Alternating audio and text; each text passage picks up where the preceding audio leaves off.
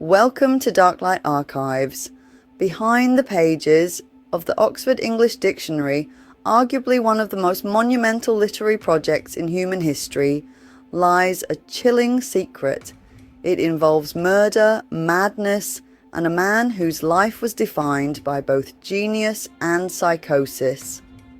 This is the story of Dr. William Chester Minor, a Civil War surgeon turned dictionary contributor and inmate of a criminal lunatic asylum. Here are 10 facts about this remarkable and tragic figure.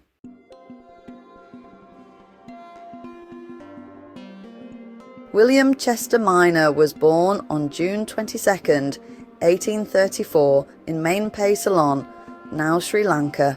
His parents, Eastman Strong Minor and Lucy Bailey Minor, were American Congregationalist missionaries from New England. They were affiliated with the American Board of Commissioners for Foreign Missions, which sent missionaries to evangelize in South Asia.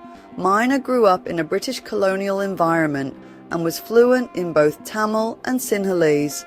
He attended mission schools and lived a life of strict religious observance. His childhood in Ceylon was both intellectually enriching and socially isolating, contributing to an early sense of dislocation that followed him into adulthood.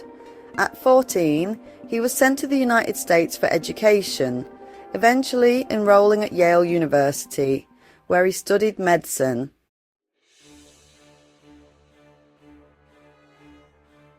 After receiving his medical degree from Yale Medical School in 1863, Minor joined the Union Army as an assistant surgeon. He was assigned to various hospitals, including Knight General Hospital in New Haven, and later to field stations in the South. Though there is no evidence he was directly involved in major battles like Gettysburg or the Wilderness, he was responsible for treating soldiers suffering from grievous injuries, including amputations, infections, and severe psychological trauma. During his service, Minor began exhibiting signs of mental strain, including paranoia and insomnia. Military records and later accounts suggest that this period may have marked the onset of his psychiatric decline.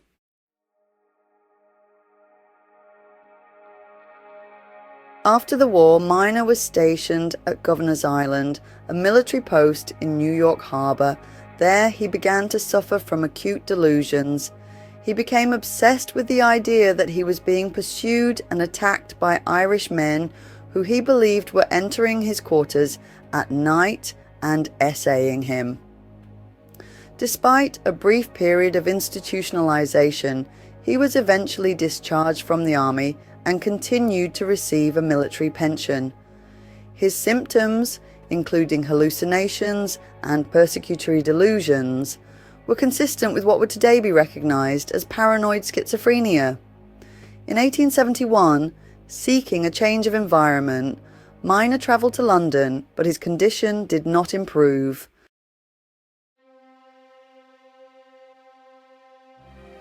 On February 17, 1872, in the early hours of the morning, Minor shot George Merrett, a 32-year-old labourer and father of 6, in the Lambeth district of South London. Merrett had been on his way to work at a local brewery. Minor believed Merrett was one of the men he imagined had been breaking into his room. He followed Merrett and shot him with a Colt revolver. Witnesses heard the gunfire and apprehended Minor shortly after. He surrendered without resistance and confessed to the killing. At his trial at the Old Bailey, the court heard extensive medical testimony. He was found not guilty by reason of insanity and was committed indefinitely to Broadmoor Criminal Lunatic Asylum in Berkshire.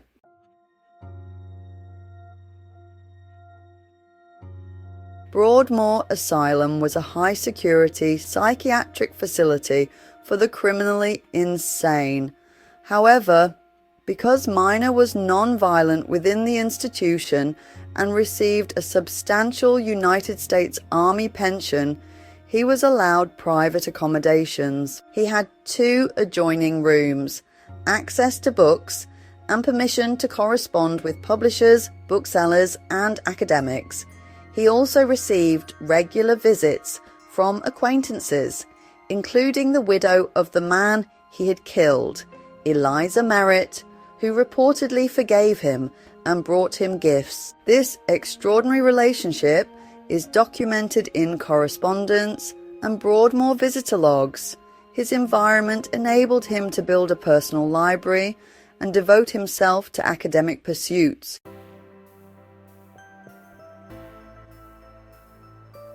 In 1879, the Oxford English Dictionary Project, led by James Murray, issued a public appeal for volunteers to read books and submit quotations illustrating the use of English words.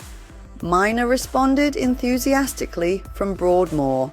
He meticulously indexed thousands of words using his personal collection of books, which included classical literature, Renaissance texts, and scientific treatises.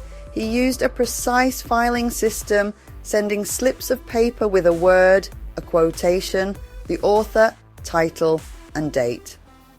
Over the years, he submitted more than 10,000 slips, and some estimates go as high as 12,000. His contributions were especially valuable because they covered rare and archaic words. Murray later stated in official correspondence, "We could easily illustrate the last 4 centuries from his quotations alone."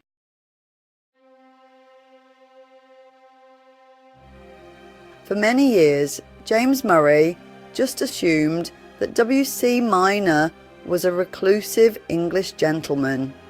When Murray finally visited Miner in 1891 to thank him personally, he was honestly surprised to discover that Miner was actually a US Army surgeon confined in Broadmoor for murder.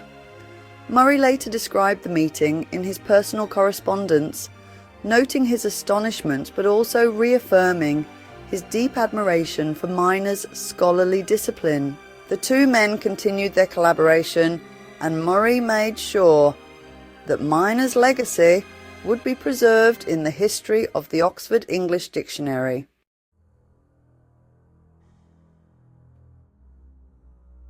In December 1902, Miner suffered a severe psychotic episode. Convinced that his sexual thoughts and hallucinations were immoral and somehow being manipulated by others, he used a knife to perform a penectomy, the surgical removal of his own penis. This act of self-mutilation, documented in Broadmoor medical records, shocked the staff and led to increased restrictions on his movement. He continued to suffer from delusions, including the belief that people were still sneaking into his room at night.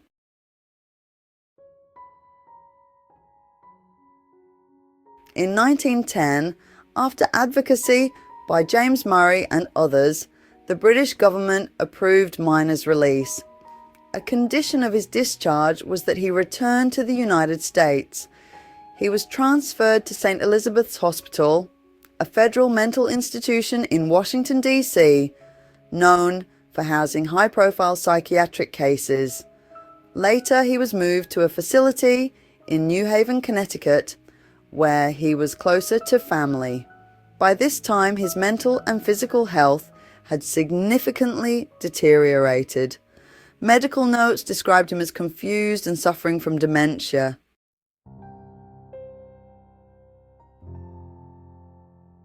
William Chester Miner died on March 26, 1920, at the Retreat for the Insane in New Haven, Connecticut, at the age of 85. He was buried in Evergreen Cemetery under a modest headstone with no indication of his role in literary history. In 1998, journalist and historian Simon Winchester published The Professor and the Madman, bringing renewed attention to Miner's life and his impact on the Oxford English Dictionary. The book was later adapted into a 2019 film starring Sean Penn as Miner and Mel Gibson as James Murray. Miner's story remains a powerful testament to the fragile boundary between brilliance and madness.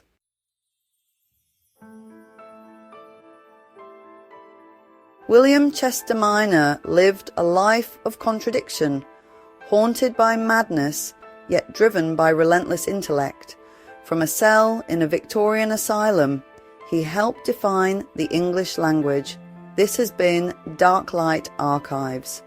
If you value hidden histories and true stories from the edge of reason, don't forget to like, comment and subscribe. Until next time, stay curious.